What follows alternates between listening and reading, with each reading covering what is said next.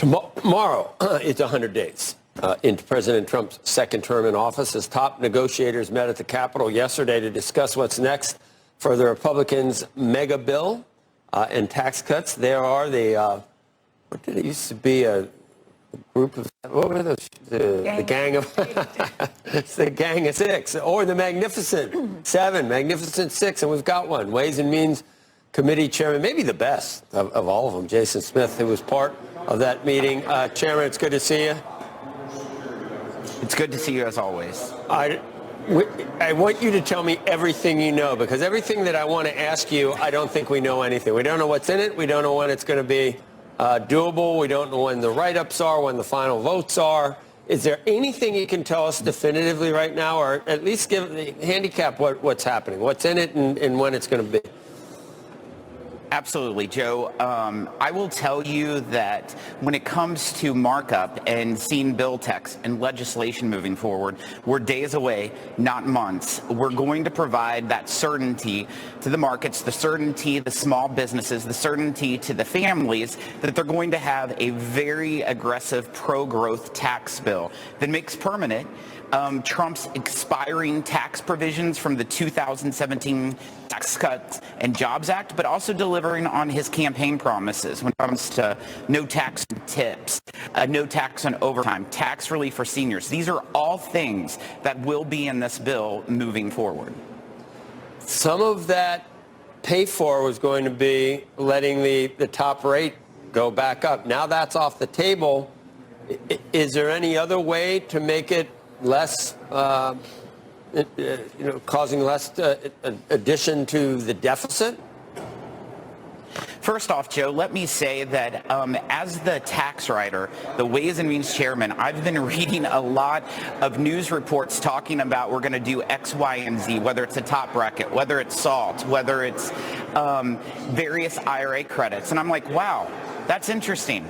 And so there's been a lot of reporting and a lot of hysterical releases that's been out there that's just simply not accurate. When this bill comes out, Joe, people will see exactly what it is. We're going to have a pro-growth tax bill that the markets will love and that the markets will appreciate, which the small businesses will love, small businesses will appreciate, because it's going to be extremely pro-growth and it's going to be led by pro-growth tax policies. All right, then, that would hurt small businesses if you went from 37 back to, and the president, can you say that's been put to, that's not going to happen? President Trump said that's not going to happen. Can you tell me that at least?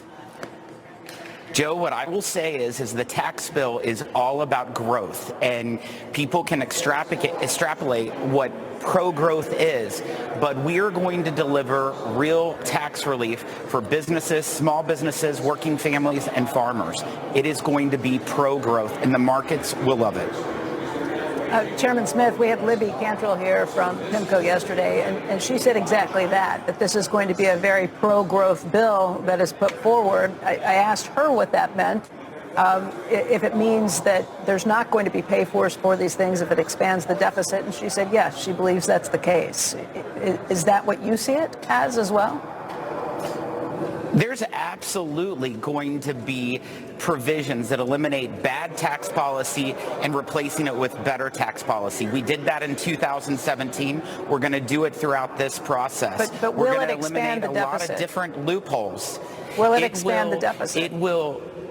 The House budget version is much different than the Senate budget version, and in fact, we are going to expand the growth in the economy, and that's the key. If you look at the revenues coming into our country right now under the current Trump tax cuts that are current policy, current law, GDP towards revenue is 17.2%. If you look at over the last 50 years, it has averaged 17%. We are going to maintain and grow that. My question, though, is will it expand the deficit? Because you describe pro-growth as market-friendly. Markets definitely want to see lower taxes. But if it expands the deficit, that could be something that worries the bond market. Well, let me tell you, the deficit is only expanded by spending. If you look at over the last 5 years, when you look at spending to GDP, it has averaged 26% of GDP. The 45 years before that, spending to GDP averaged 20%. 20%. We have a spending problem. We do not have a revenue problem. What I'm working on in the tax bill is in regards to the revenues that go into our coffers. Since we passed the 2017 successful Trump tax cuts, the corporate revenue receipts, even at a 21% rate, when we went from 35 to 21, has only increased dramatically. We are going to have pro-growth policies that's going to increase the revenue for our country. I understand that, and I get what you're saying. That I agree with your math on that in terms of. Well, how will it be scored? It'll be scored if the deficit goes up. Will it extend the deficit? It'll be scored that way, right? Congressman, you can do fuzzy math. So it'll be scored that way, that the deficit goes up. Let me just say how congressional scorekeepers are. Just eliminating the $22 billion that is left from the Inflation Reduction Act for the IRS. Remember, there was $80 billion, $22 billion that spent.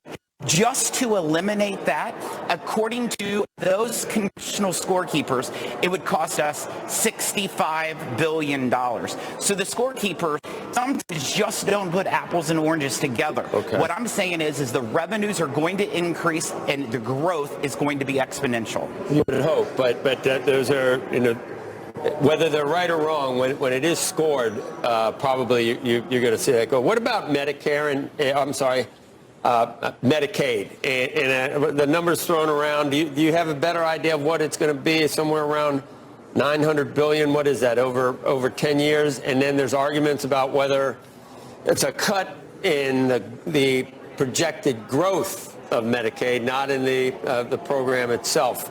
But then there's others that say you'd have to cut or do some, I don't know, right to work or whatever. You'd have to do some things to get existing payouts would have to be cut, not just future growth. Can you explain it? And how do you get all the Republicans on board with that? Some of the ones that might want to cut more, or some of the ones in districts that are at risk that might want to cut less? Joe, you hit the big challenge at hand. It's threading that needle because we have some members on various different issues, whether it's spending cuts, whether it's different tax provisions. We have to thread that needle. We have to get that balance. There's 11 different committees that is part of this big, beautiful bill, as the president would say. And the committee that is completely over Medicaid is Energy and Commerce. Our committee, of course, is completely over the revenues, the tax provisions. There's a lot of things that the Energy and Commerce Committee is that they can look at and that they are looking at. One thing that could be a revenue raiser within Energy and Commerce's space is selling spectrum. This is one thing that's within theirs. Can bring in a lot of money that's not being projected. The president has been crystal clear. When he's looking at this bill and spending cuts, he wants to make sure that he protects individuals' benefits.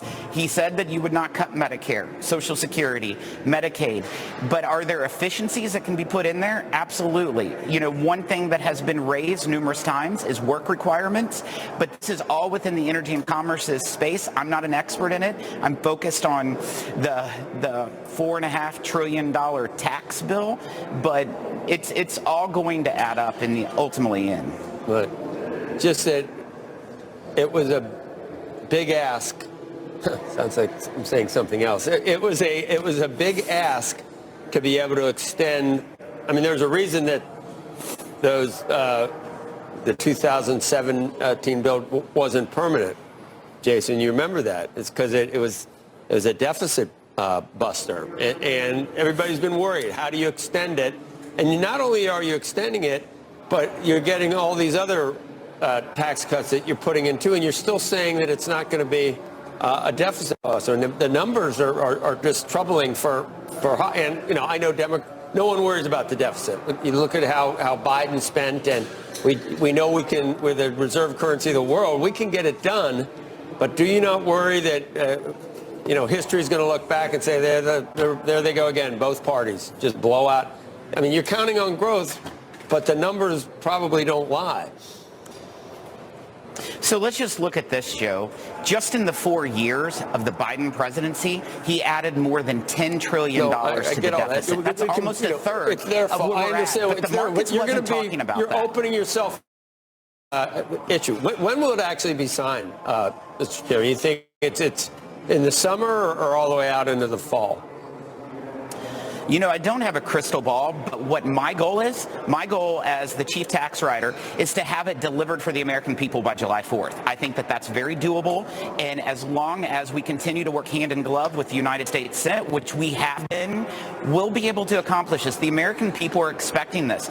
We're going to provide imminent growth and tax policy that are transformational. When you look at the 2017 tax cuts, Joe, that you were talking about, there was numerous provisions within that were permanent, such as the corporate tax rate was permanent from 35 to 21%. In this tax bill, are made permanent. Not everything, but numerous items will be, because we're looking at the debt, the deficits. It's extremely important. The House is more focused on that than the other side of the building. Well, the 37 will be permanent then on the top rate.